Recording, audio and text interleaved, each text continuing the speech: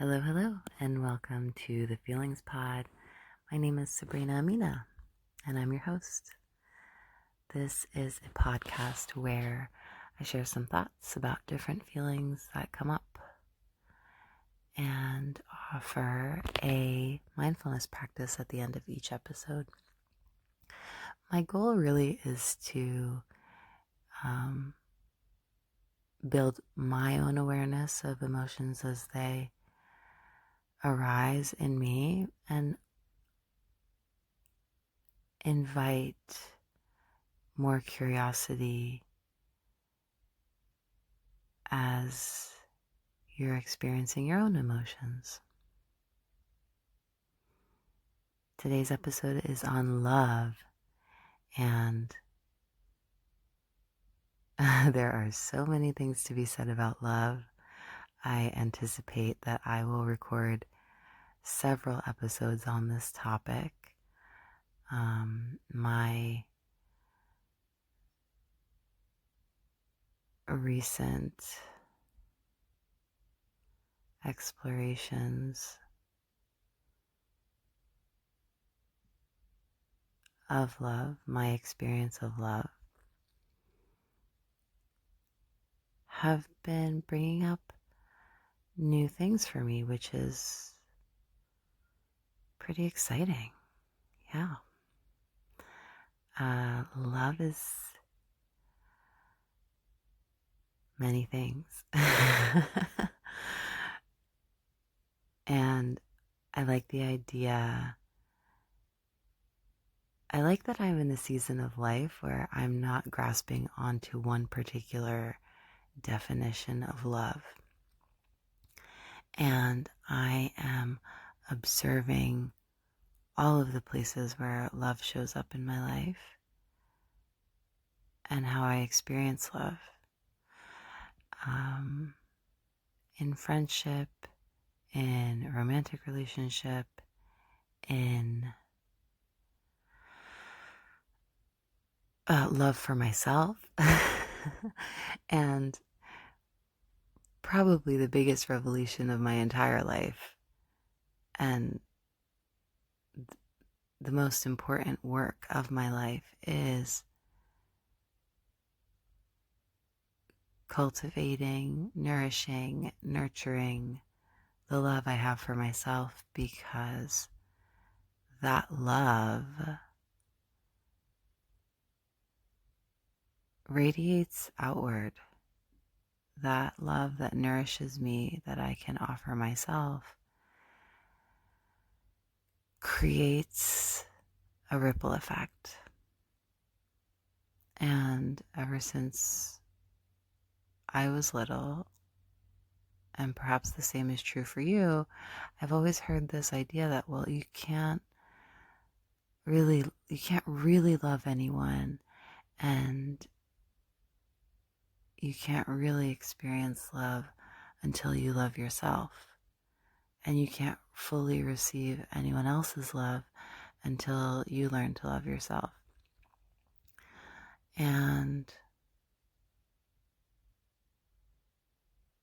that seems like a pretty simple statement, but I really don't think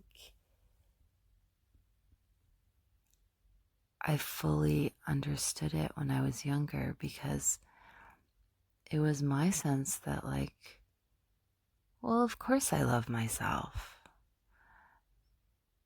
And I'm sure that's true. I'm sure there are aspects of myself that I love and appreciate. However, there were certainly aspects of myself that I couldn't love, or rejected, or ignored, or turned away from, because there was so much shame around those parts of myself. There was so much difficulty around certain parts of my being that I couldn't even acknowledge it. And often these are the parts that get shamed by others. So we call that the shadow, right? It's the part of us that exists, that's very alive in us, that's just hard to look at for one reason or another. And yeah, it is a piece of the self that often, especially in our childhood, others give us the message that this expression of your being is not acceptable. This particular part of who you are is not okay.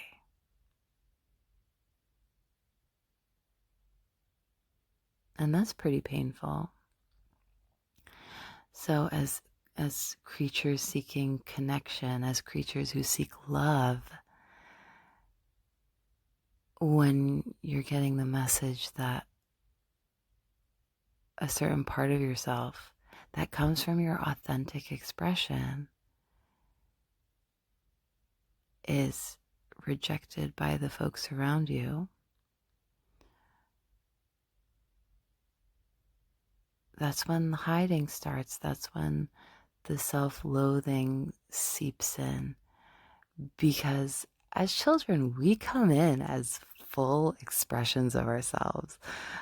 Just, imagine how we just come in screaming and crying into the world. Like making the announcement that I am here.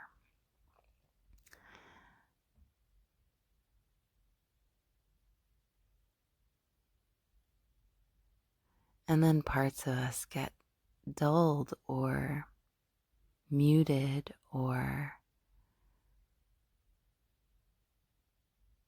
shut down and shut off. So really learning how to turn back towards our fully authentic expression and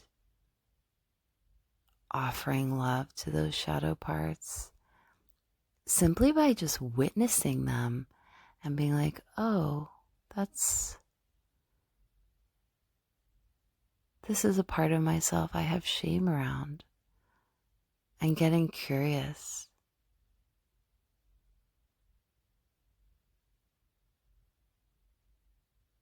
Oh, bearing witness to the parts of ourselves that feel like we have to hide.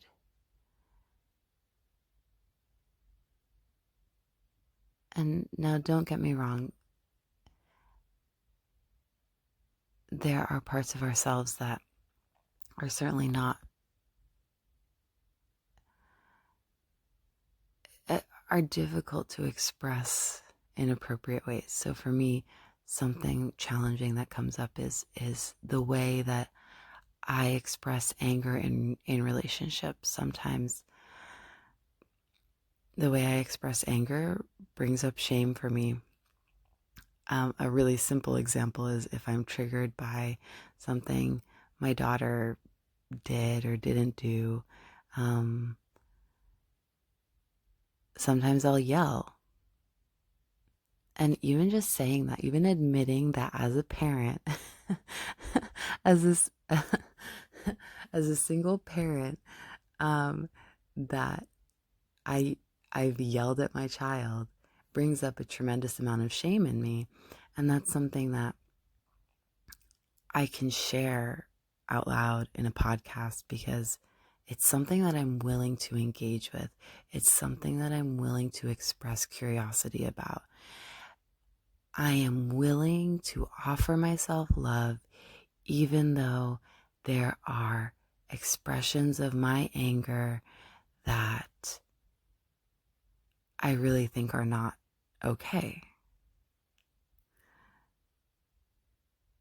And I love myself for being willing to look at these shadow parts of myself.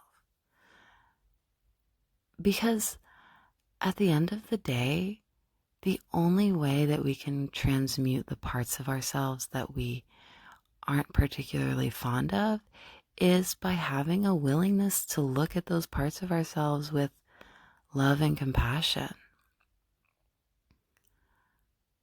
And I think that's the most magical thing about love is that it really encompasses so much.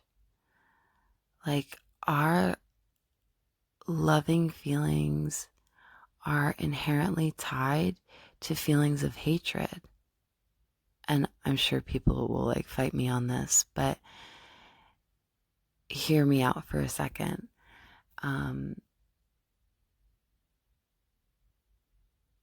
and I've mentioned Kristen Neff so many times because her work has made a profound impact on my life. She has her most recent book is called Fierce Self-Compassion, and she argues that I wouldn't say argues, like her research supports the idea that offering self-compassion to yourself and others is not just this soft, gentle feeling. Sometimes that feeling is fierce and protective and can get into the realm of violence.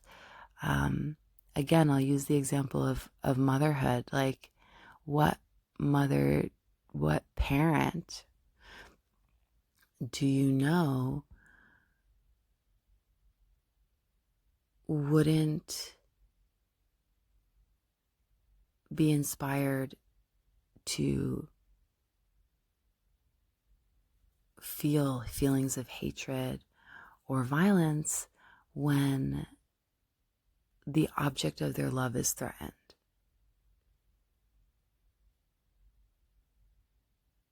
Now, I'm not justifying actions of hate. However, I do think it's important to notice the things that inspire vitriol within all of us, because it is a part of the human experience to feel feelings of hatred. And if we're unwilling to look at that, if we're unwilling to see what are the things that inspire hate, then we're unable to even just simply look at the things that we hate about ourselves.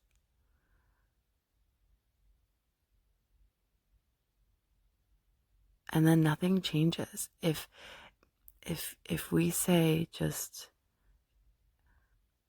and this is something that came up for me this week, is exploring like how uncomfortable it is for me to acknowledge the feelings of hatred that arise when I'm feeling threatened or when I'm feeling unloved or rejected.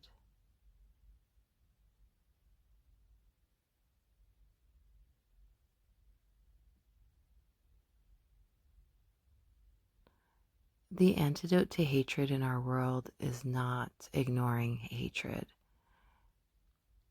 It's not pretending that it doesn't exist. And I think the most effective way to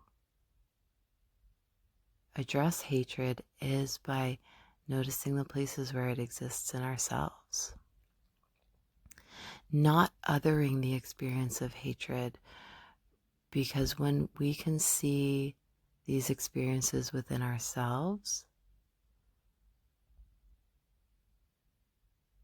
as a part of our humanity, then we can offer compassion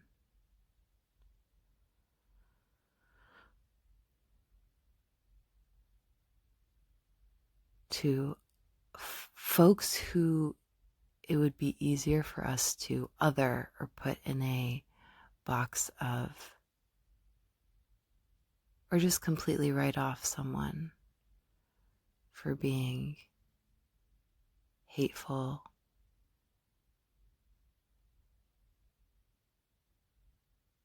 And that's what we do with our prison systems, right? Someone does something hateful, someone does something from a place of hate, and we've all heard this before: hurt people, instead of addressing the hurt that created the hateful act.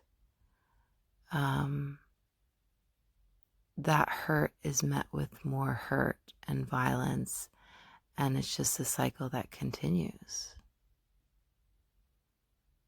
What if we could offer more compassion to folks who are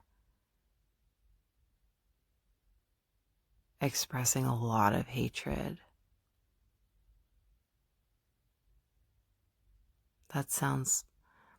That might sound quite idealistic, but I really do think we can do a better job of facing ourselves so that we can be better, know better, do better.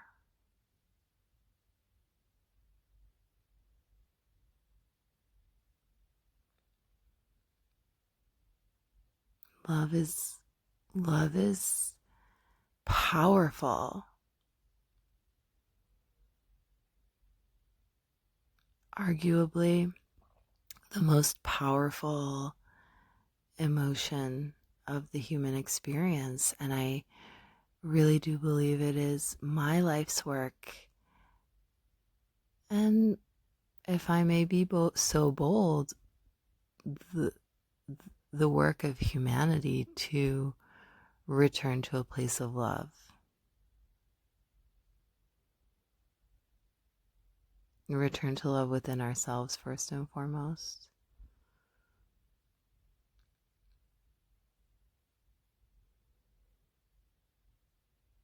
Yeah, I'm curious to hear what this topic is inspiring in you.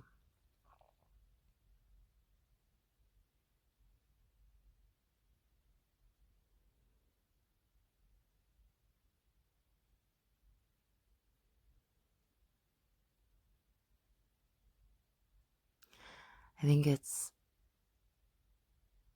interesting that this discussion about love, brings up a discussion about hatred. And I don't think hatred is the opposite of love. I think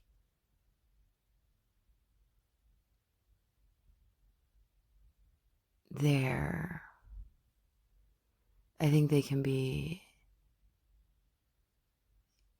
intimately connected. I think that hatred comes up when love is threatened or withheld.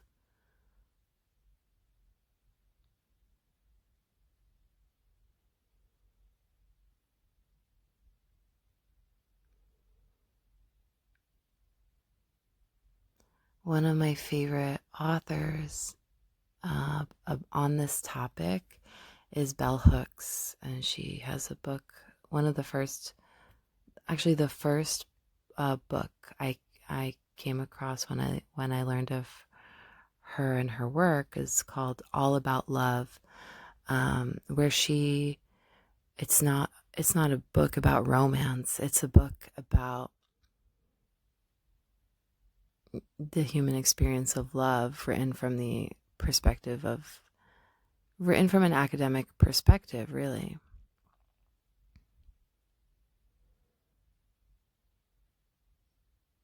I highly recommend checking out the work of Bell Hooks if you have not heard of them before.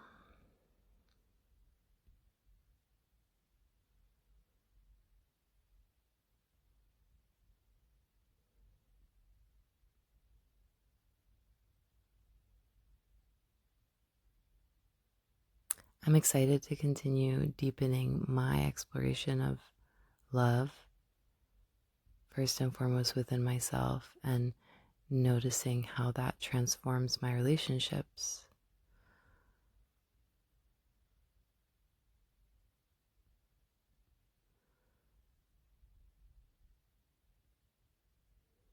as a parent, as a daughter, as a partner, as an educator,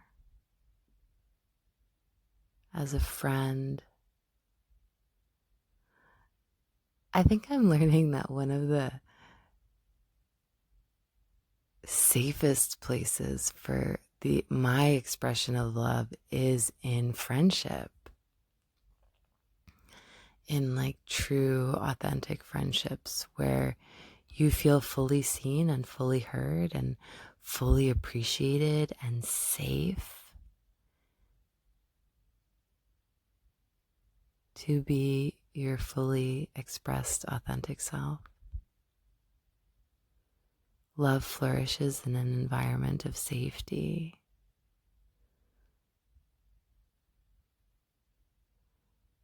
So how can we create more safety within ourselves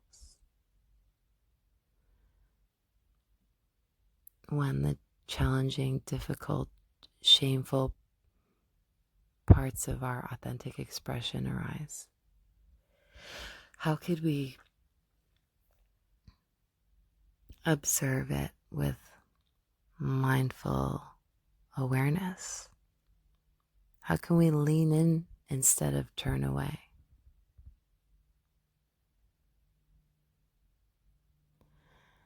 I think I'll end there for now. And my invitation for you this week is to notice the feelings that hinder the love you offer yourself this week, which can be as simple as noticing the moments where you're feeling guilt or shame. And those are emotions that I think are hard initially to name if you're not really in a practice of it. But maybe something that's more accessible is noticing anger or frustration. Maybe not, I don't know, maybe not frustration, but definitely noticing anger and what's inspiring the anger. Or any emotion that feels challenging for you. Any emotion that feels like this is not something that I want to be feeling right now. And instead of pushing it away, what would it look like to really lean into it and get curious about it?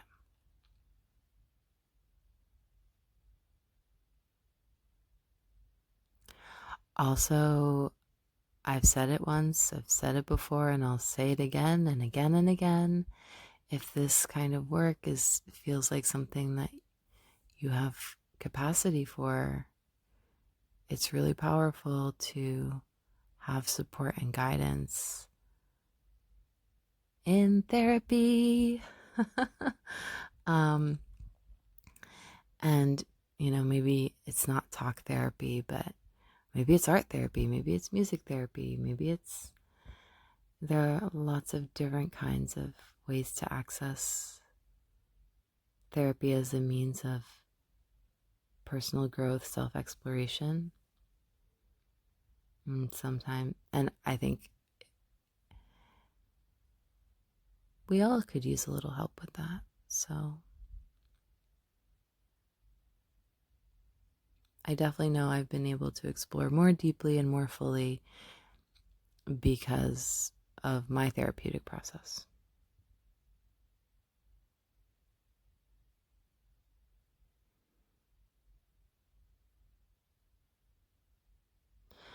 All right, let's get into our mindfulness practice for today. Find a settled, quiet spot. You can either lie down or just sit comfortably, sit with ease, allow the shoulders to soften down the back. Imagine the head is as light as a feather and is floating up toward the sky as your shoulders kind of melt in the opposite direction. And start to connect with the breath. Take a deep breath into the belly. And when you're ready, release.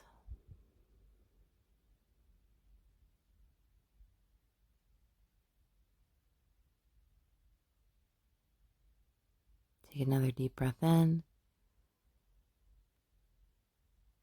And when you're ready, release the breath.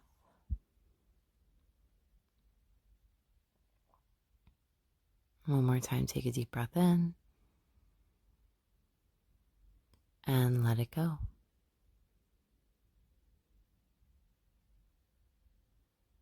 And in this moment, note any emotions that may be present for you. Notice if this emotion has a specific location in the body where it's felt sensationally. And maybe you're feeling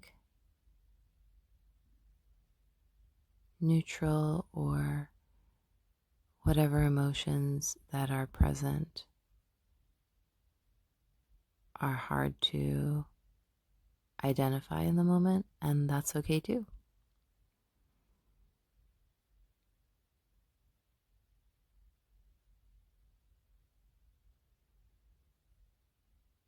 Sometimes it's easier to track emotion by tracking sensation in the body.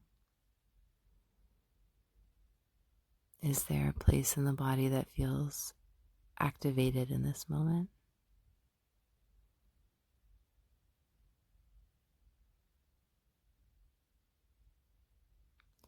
So whatever part of the body that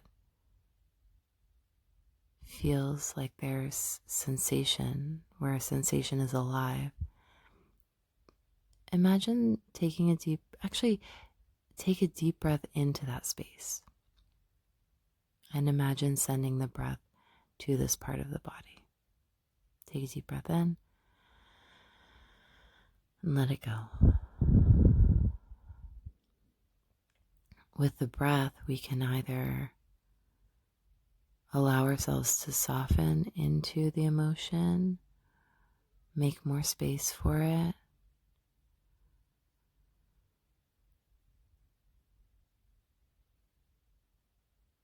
or simply observe it. Take a deep breath in and let it go. If it's an emotion that feels dense in the body, the breath can also create a little bit more softness and ease. Take a deep breath in and let it go.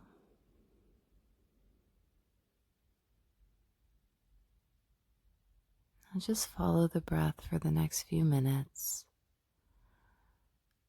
Notice what it feels like to track sensation in the body. And perhaps it starts in one place and then it moves or expands with your attention.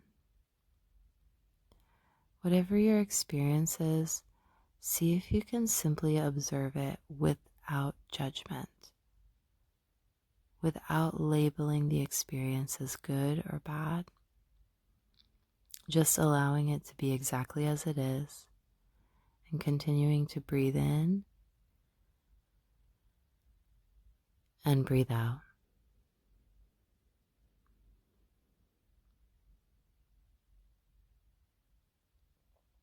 You can continue to breathe for as long as you like.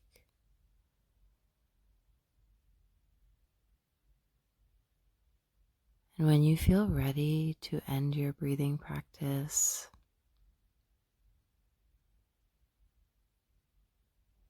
note if there's any change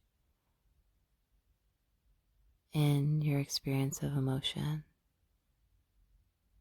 from when you first started to the moment when you end your practice. Thank you so much for listening. Thank you so much for practicing with me today. Thank you so much for your willingness to get curious about your feelings. Have a beautiful day.